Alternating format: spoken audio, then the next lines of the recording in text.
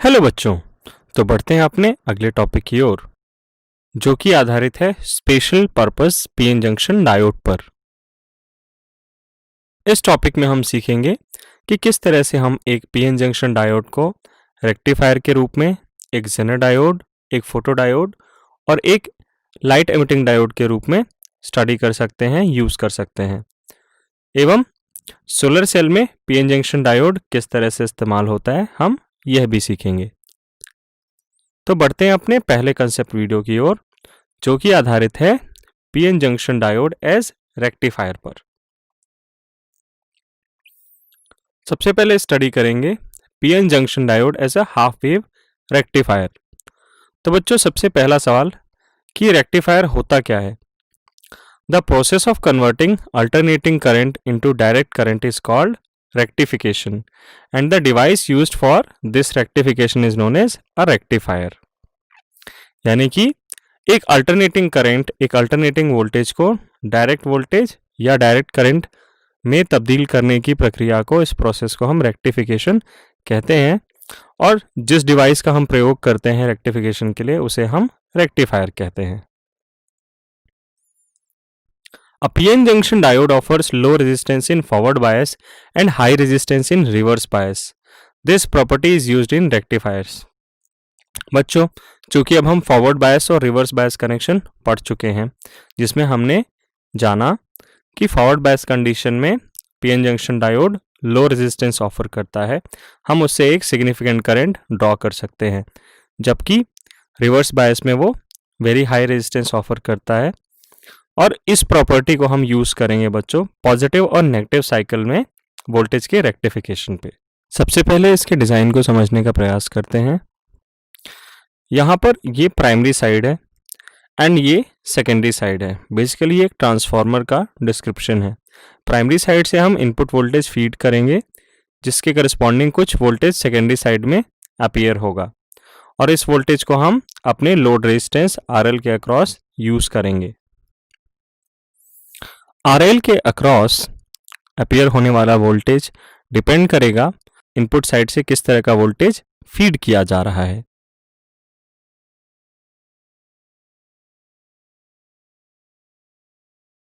बच्चों, यह वो कंडीशन है जब आपका डायोड कंडक्ट करेगा।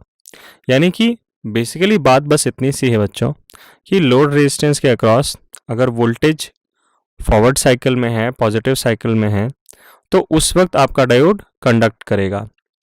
बट अगर लोड रेजिस्टेंस में वोल्टेज कुछ इस तरीके से अपीयर हो रहा है कि डायोड का नेगेटिव एंड आपके वोल्टेज के पॉजिटिव टर्मिनल से है और डायोड का पॉजिटिव एंड यानी पी साइड डायोड का वोल्टेज के नेगेटिव एंड पे है, इस केस में डायोड आपका रिवर्स बायस होगा और वो कंडक्ट नहीं करेगा।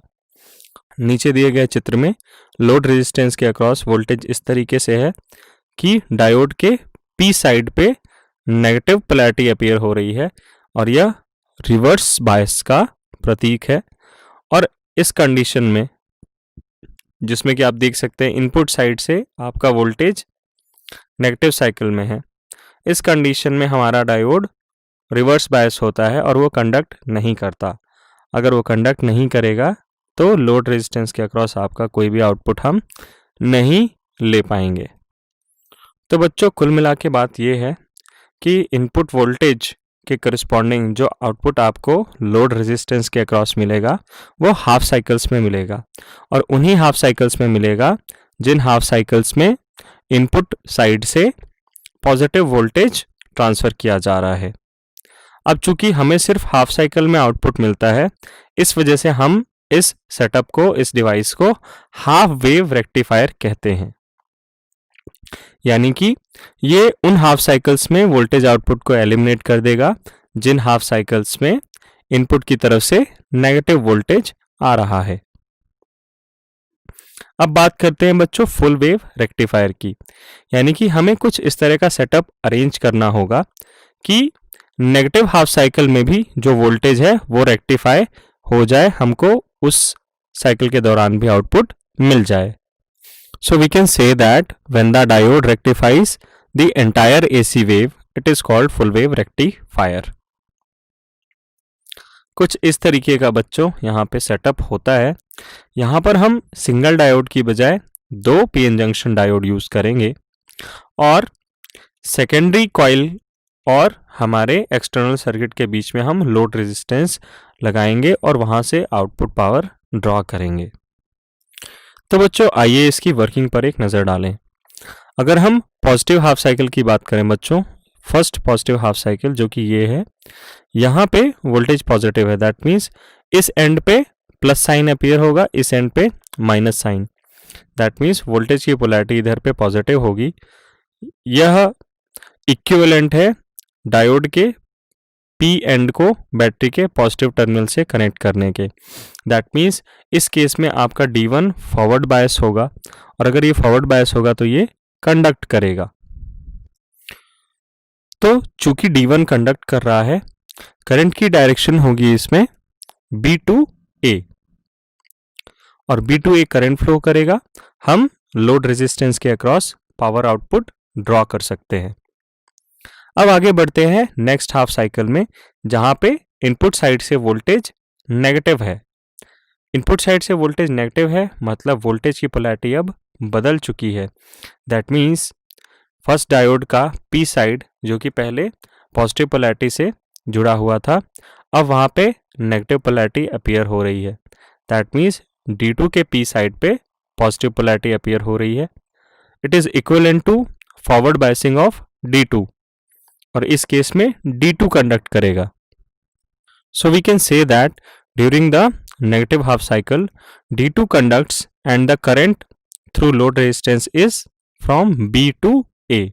That means बच्चों चाहे फर्स्ट हाफ साइकिल हो पॉजिटिव वाला या नेक्स्ट हाफ साइकिल हो नेगेटिव वाला, दोनों ही केसेस में फर्स्ट हाफ साइकिल में D1 कंडक्ट करता है तो भी करंट की डायरेक्शन B to A है लोड रेजिस्टेंस से।